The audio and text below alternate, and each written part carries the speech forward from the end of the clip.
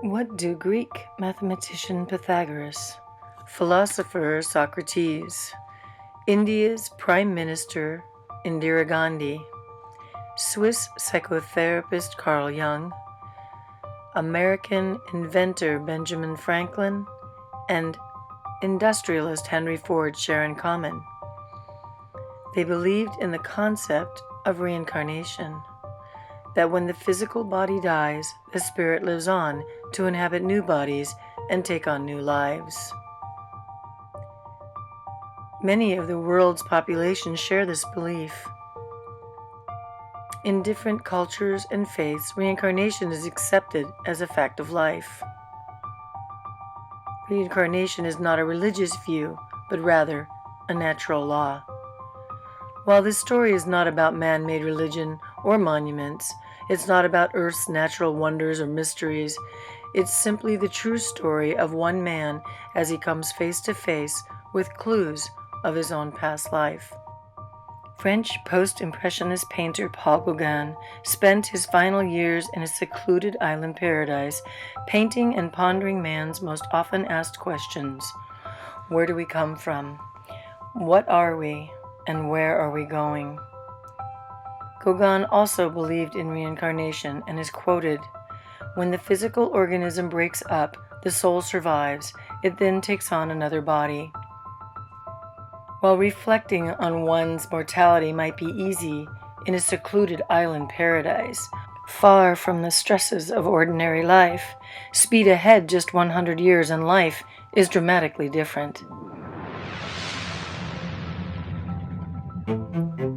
In this fast-paced hustle and bustle of ordinary life, the daily comings and goings to get from one place to another and back again, with information now flashed before our eyes in a variety of ways, and the concrete and steel of an urban jungle, it might be difficult to remember our beginnings, or stay aware of the magnificence all around us, the sunset at night and the dawn of each new day, the consistent ebb and flow of the oceans, the change of the seasons, from the cold, harsh winter to new birth in the spring, from the miraculous transformation of the caterpillar into the butterfly. These are the miracles that surround us every day. Have we forgotten? Amsterdam, Holland, a child's first life memory is that of a near-death drowning, seeing himself from above as his body floats just below the surface of the water, and the next moment being dried off by his mother as if nothing has happened. Near-death experience researchers say these events dramatically alter a person's philosophies about life and the afterlife. Many claim to have seen the other side of life, recognizing that we are spirits first. But in the case of artist Peter Teekamp, this experience is as an infant, long before any philosophy is in place or can be studied. At an early age, Peter recalls a phrase or chant that is in his mind. In play as a child, he calls it out, not knowing what it might mean. He asks his Dutch teachers, but they have no answers, and eventually he just lets it go. Peter is one of 8 children. His parents separated, and he is sent to live for a time at a Catholic boarding school. Peter begins drawing as a boy. He remembers his art on display in a school competition and how he loves the attention his art brings. It's a feeling that will never leave him. Different times in his life, he is told of his connections to the past, that his roots are in France,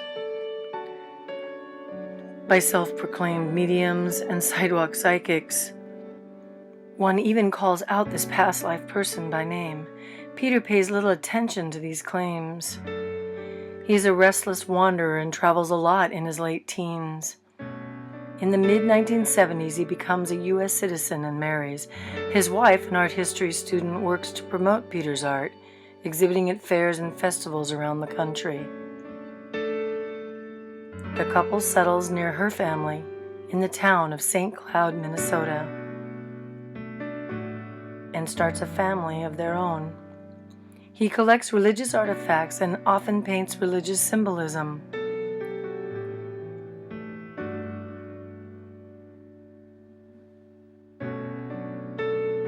With no religious ties, he holds a deep respect for all religions. His signature trademark is the hiding of faces.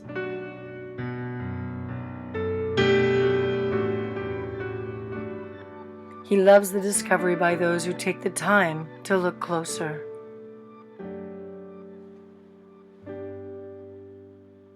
He also feels a deep connection with the American Indian spirit.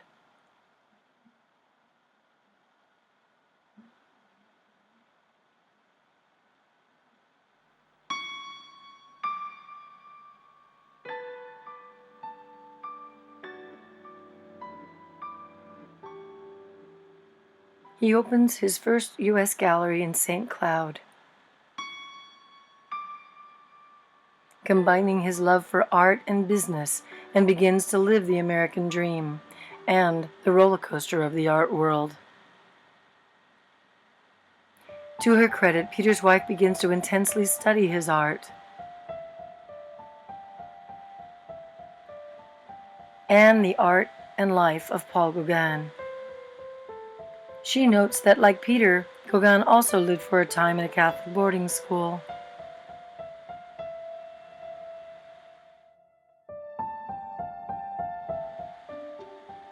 Like Peter, Gauguin also begins to paint seriously in the town of St. Cloud, but for Gauguin, it is St. Cloud, France. Gauguin collects religious images, using them as models in his work. He claims a connection with the Indian or Incan within him, and often paints his idea of the noble savage.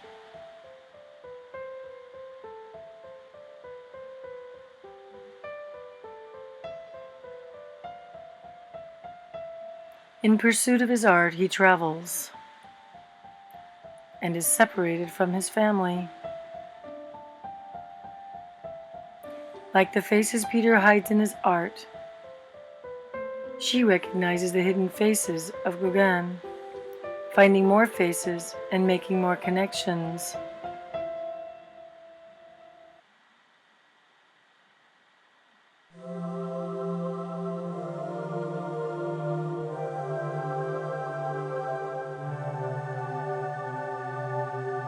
Peter has seen the hidden faces and simply feels it is his trained eye that helps him recognize the hidden faces in Gauguin's art, as he's been hiding faces in his own art for years.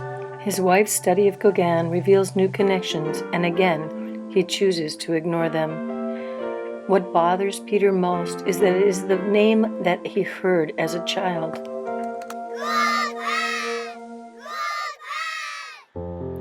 Perhaps the stress of an artist's life proves too much as his wife's interests begin to change. Peter is left to run the family business alone as the relationship also changes. After numerous attempts to reconcile, the marriage ends. Peter travels to Apache Junction, Arizona, at the foot of the Superstition Mountains and the Lost Dutchman Mine.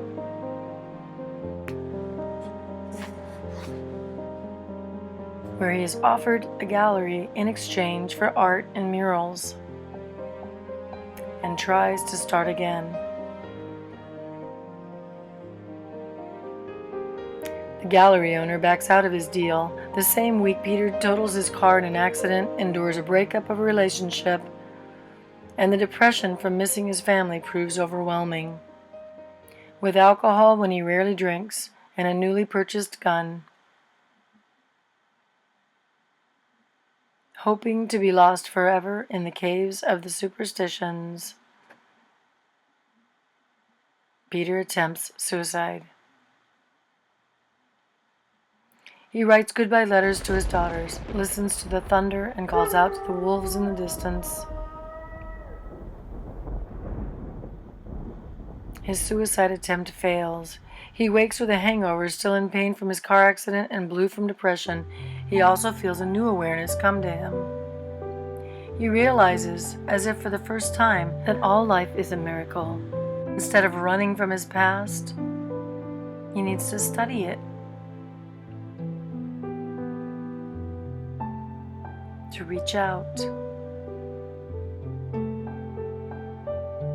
and tell his story. In the mid-1990s, he meets Moshay. In 1998, they begin working together.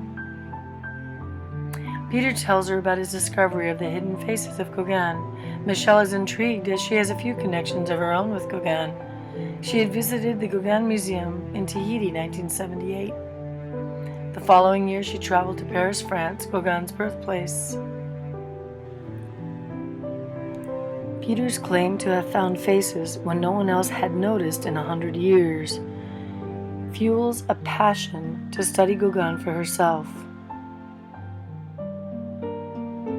She begins to collect and scour through every title she can find on the artist.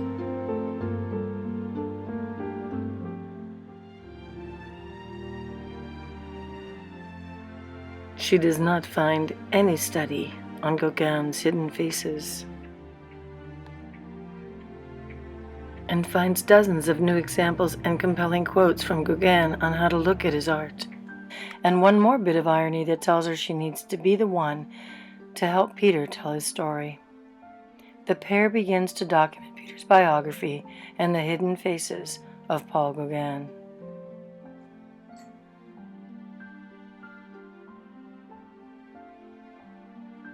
In 1998 January, Peter and Michelle apply for the copyright to Peter's story, then titled Peter versus Paul.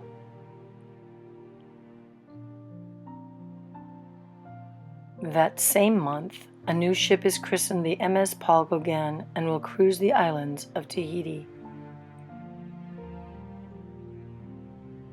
They also work on painting the town, doing murals together.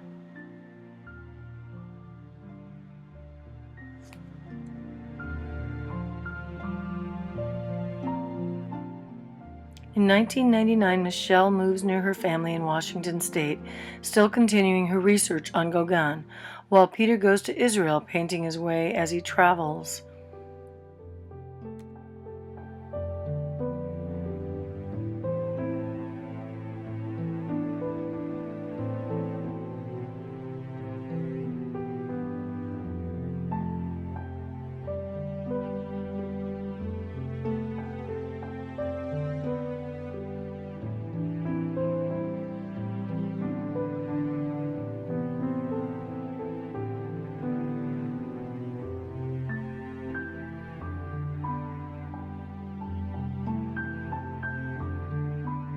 Looking through Peter's older drawings, Michelle notices some similarities to art done by Gauguin.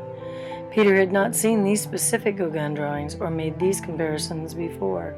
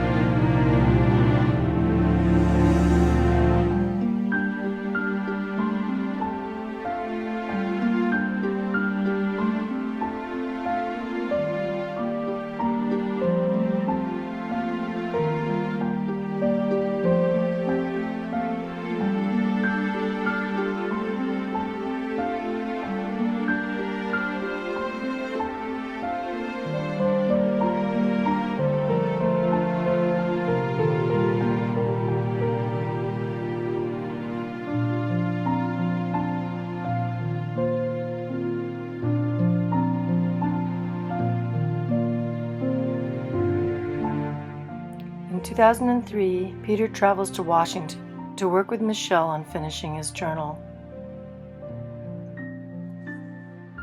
is featured in an article. Artists World Tour makes brief stop in North Bend. Same year, Michelle comes across the website of Dr. Walter Semkiw, researcher and author of Return of the Revolutionaries, The Case for Reincarnation and Soul Groups Reunited.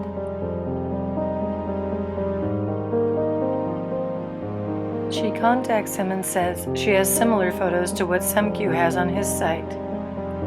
The side-by-side photos show similar facial architecture of revolutionary figures and their possible present-day incarnations.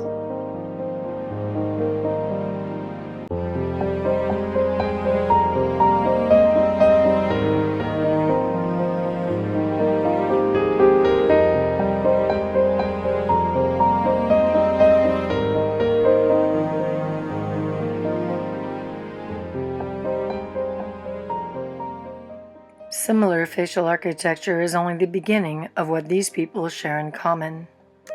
There are multiple independently researched cases that I stumbled upon, discovered along my research of reincarnation that showed the same phenomena, that people look the same, they have the same personality traits, the same talents, passions, and that's how science works. You have different people studying the same topic and coming up with a common pattern of how something works. And in the future, it may be possible that we can even prove reincarnation using some kind of biochemical measure.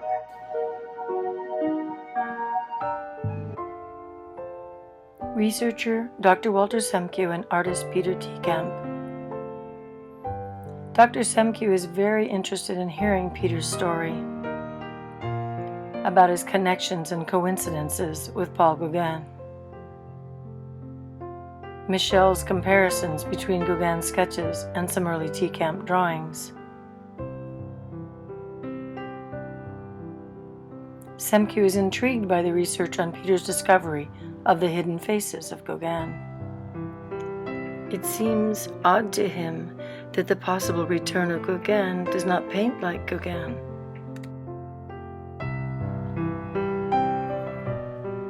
Teekamp has developed his own style. By 2003, Peter and Michelle have the first draft of Peter's journal nearly ready to submit to publishers. The title, Pass It On Art History, named for one of Peter's most popular paintings.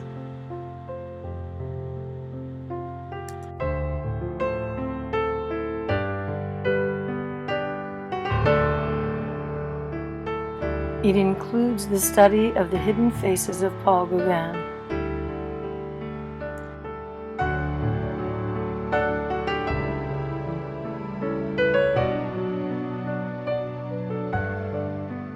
With examples of Gauguin's obvious and impressionistic hidden faces.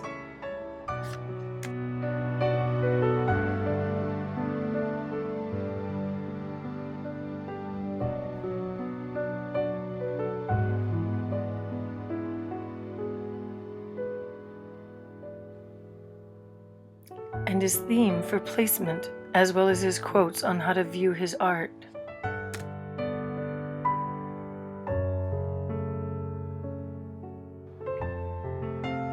The mouth, the eyes, and the nose are like the flowers you find on a Persian carpet, personifying the symbolic aspect, Paul Gauguin.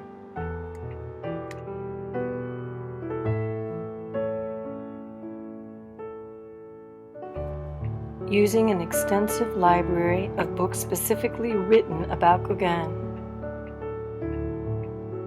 which reveals no known study of the hidden faces in over a century.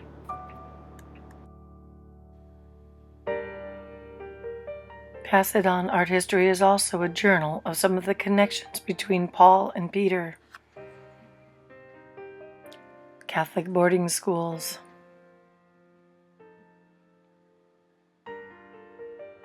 painter, artist, world traveler,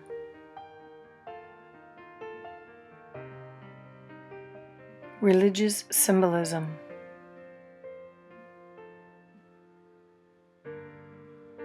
Incan Indian spirit. St. Cloud, France. St. Cloud, Minnesota. Both hid faces. Peter found the faces Paul hid.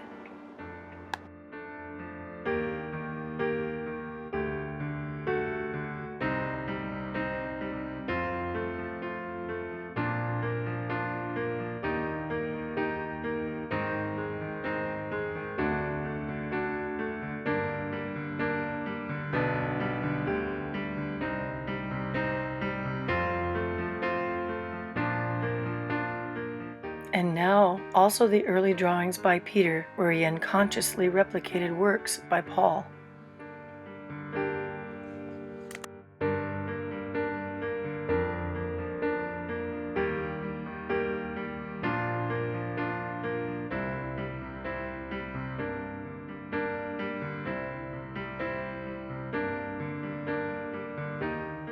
But as the pair prepare what they think are the final pages of an already mind-boggling true story, the most amazing, unbelievably ironic twist of fate of all occurs. Within days of relocating to Bremerton, Washington, Peter sees a restaurant with a New Orleans mural on its top floor. Hoping to work on a mural for the ground floor, Peter goes inside to talk to the owner. New Orleans is named for Orleans, France. Coincidentally, Orleans is Gauguin's childhood home.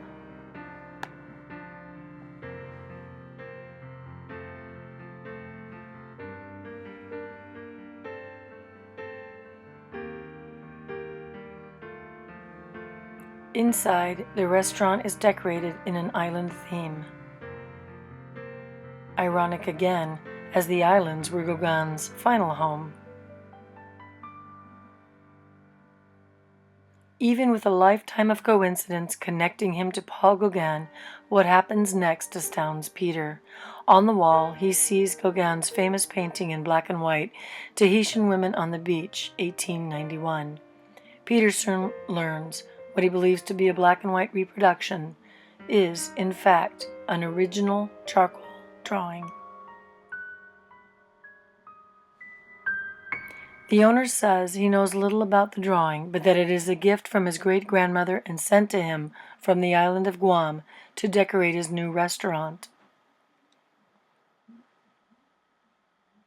For Peter and Michelle, the timing of the finding of this charcoal drawing seems like pure serendipity.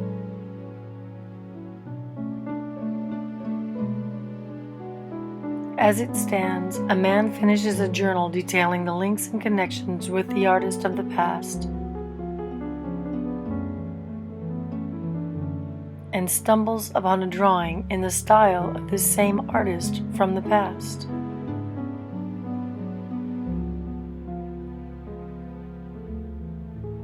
Even if the art piece were simply a reproduced print, the same irony would exist. With no intention other than offering to help research the unsigned drawing in its background, Peter suddenly finds himself buying the drawing from a now anxious owner who says he cannot afford to wait for the authentication process. After unsuccessfully trying to convince the owner to wait, Peter offers to be the buyer.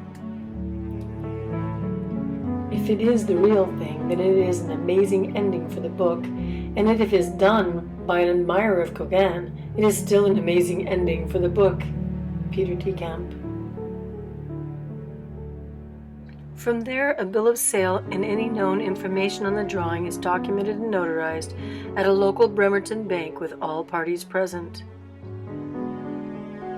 As surreal as the event is, there is nothing to prepare Peter and Michelle for what happens next. Within 1 month of the sale, the seller begins to threaten Peter, asking for more money and a return of the drawing. On January 16th, Peter is served with a restraining order, Kitsap Superior Court, demanding that Peter be prevented from leaving the country and demanding to know the location of the drawing.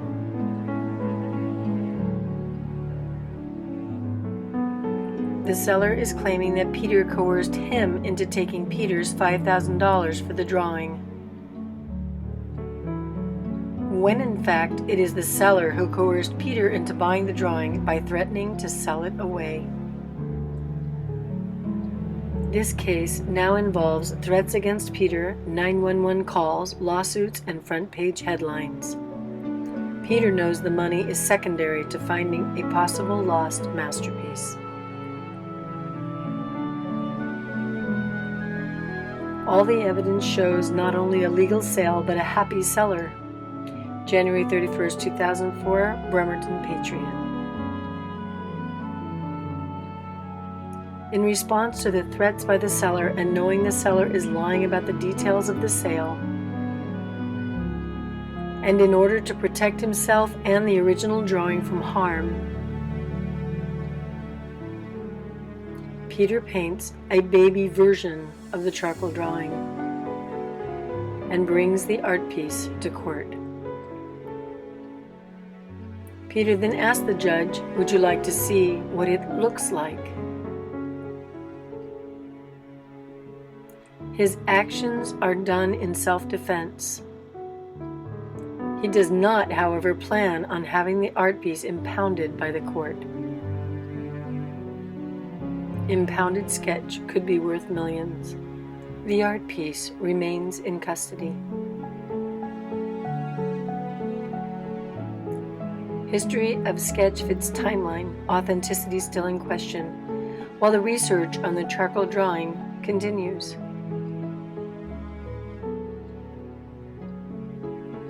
During the month before the lawsuit, Peter and Michelle spent thousands more to begin the authentication process.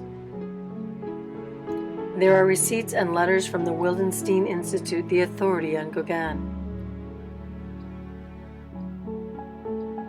as well as fees paid to privately investigate the seller's claims about the drawing's history. In a letter dated January 8, 2004, Wildenstein states, "Research is something which keeps knowledge and understanding always evolving, and some years later, if new elements show up, sometimes only very indirectly linked to the work we study, we might be able to make up our minds." It is signed Sylvie Groussard of the Wildenstein Institute in Paris. The letter also states that they do not authenticate, but only tell the owner whether or not they intend at this point of their studies to include it in an upcoming catalog of Gauguin's works. The fee for this is €848, about $1,200. The art expert hired to research the drawing's history as told by the seller finds the seller's claims cannot be validated, even by members of his family, in the face of possibly gaining millions should the drawing be authenticated as a genuine Gauguin.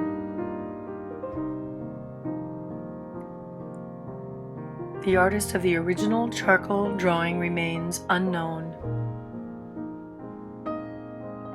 Yet the material facts known to be true about the drawing make it a perfect match.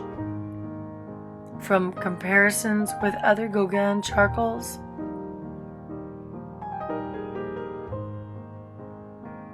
to the facts that support the existence of a drawing, to the physical makeup of the drawing when inspected up close. All of this research is documented and available for all to see.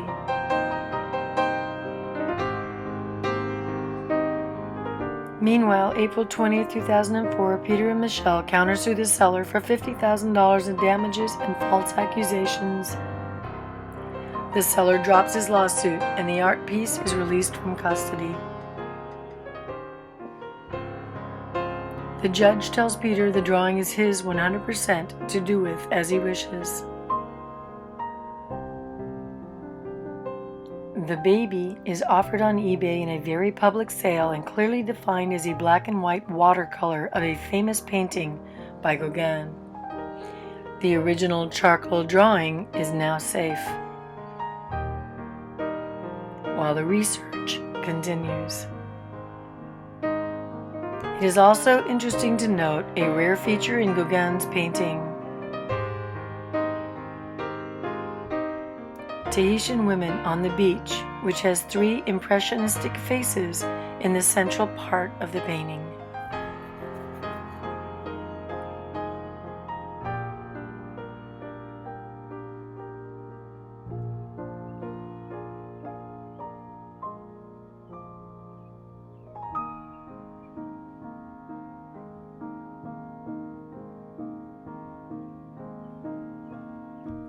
In 2004, Michel notes Gauguin's habit of making study drawings prior to executing his paintings. She collects as many examples as she can to show this side of Gauguin's artistic character.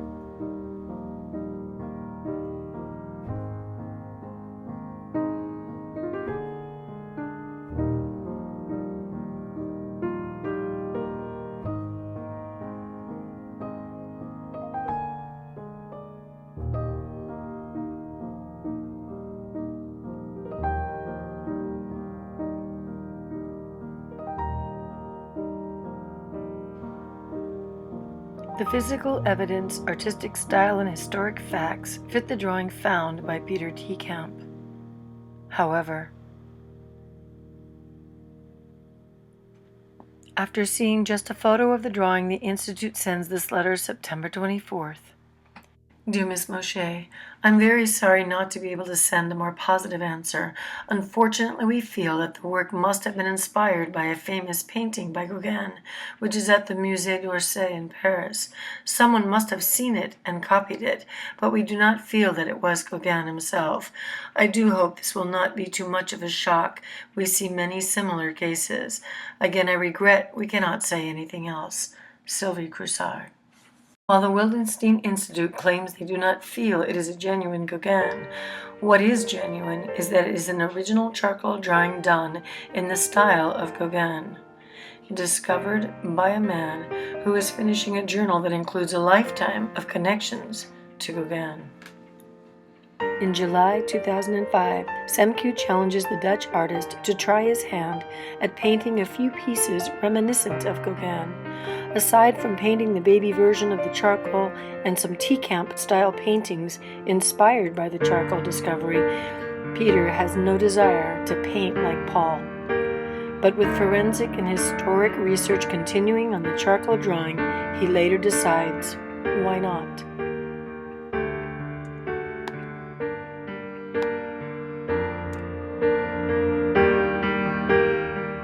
Much to my delight, a few pieces soon became a deluge. Walter Semcu, MD.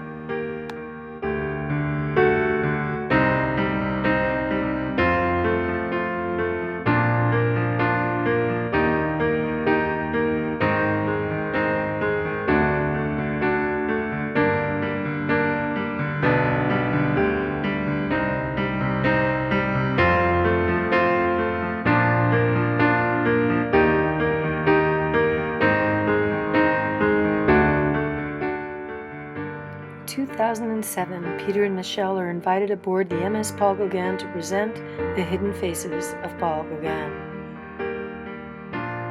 The invitation letter arrives June 7, Gauguin's birthday.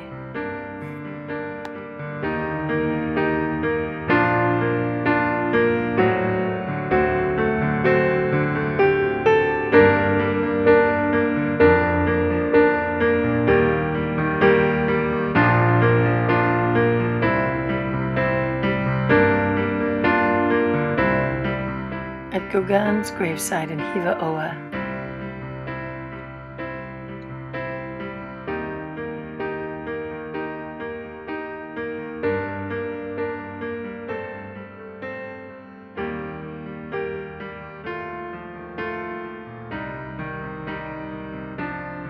Peter Teekamp knows firsthand How bizarre it all sounds. If somebody would walk up to me, knock on my door, and says, you know what? In my basement, I have an original Gauguin.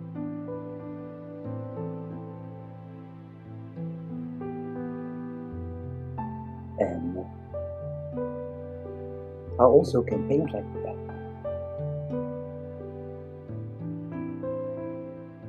And I also look like him.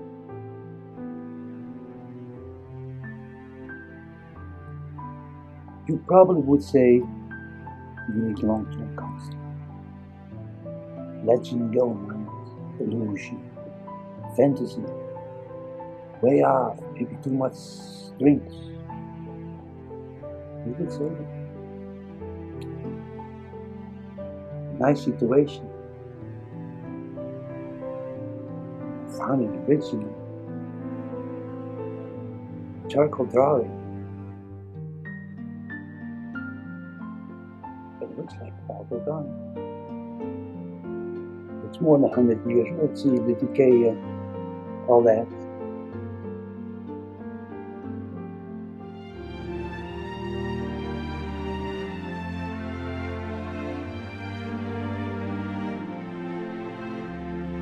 Then I find faces in his work 30 years ago.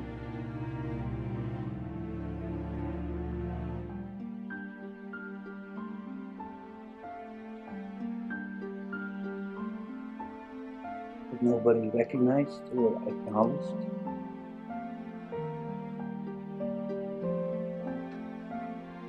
It happens to look like the guy. And then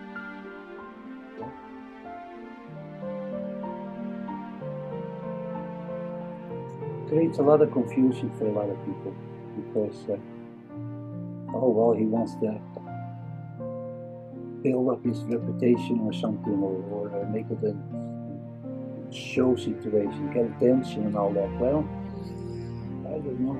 If you really study Paul Gauguin's history, he really was a loser. He really was a loser. He lost his health, he lost his wealth, he lost his children, he lost his wife. He just lost everything. And they really didn't care for his work at all. They thought it was ridiculous, child-looking porno. And when he died, they threw his work like basically garbage, you know. But who wants to be Paul Gauguin? I mean, he abandoned his kids, he abandoned his wife, he told his wife, I'm gonna be back and be rich and famous and be an artist. And wow, 5 kids? I mean, that's not a good reputation at all. If that's the case, I'd rather be Michelangelo. Hanging around churches and hanging around the popes, painting ceilings. That's a good job. I'd rather be Michelangelo if I had to make a whole thing out. But I'm not that smart. Nope. The connections, coincidences, and synchronicities in this case are compelling. Reincarnation researchers have outlined principles that are consistent with the other possible past life matches and found the Gauguin-Teekamp case to fit many of those principles. Cases derived by various means and studied by a variety of different people lead to the same conclusions regarding the manner in which reincarnation occurs. These principles of reincarnation are summarized here in the case of artist Peter Teekamp. Memories.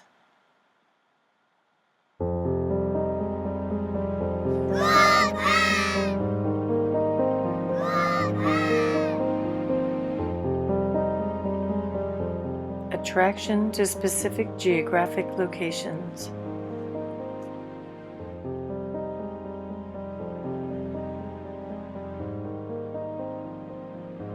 Past life symbols, synchronistic events, and anniversary date phenomena. The hidden faces.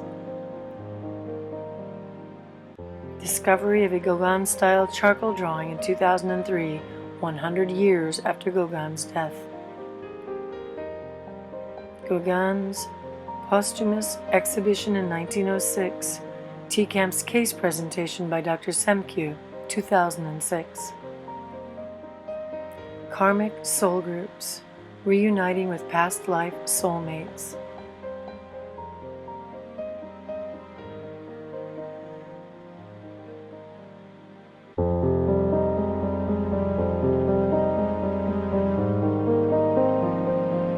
Artistic style.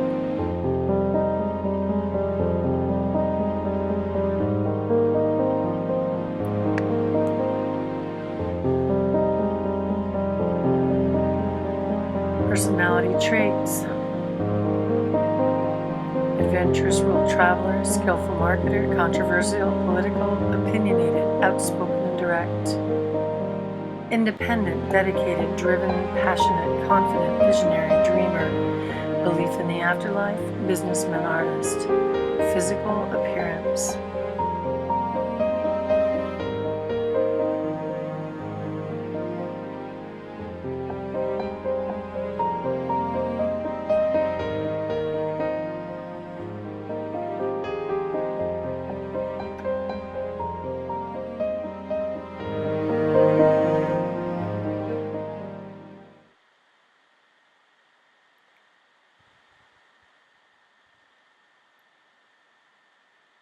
For many years I tried to ignore these coincidences, finally realizing that I was meant to share them.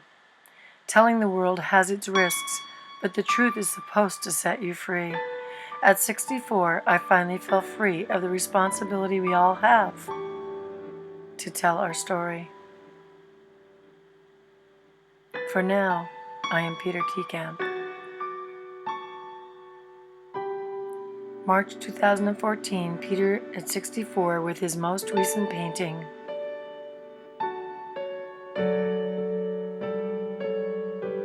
Feel free.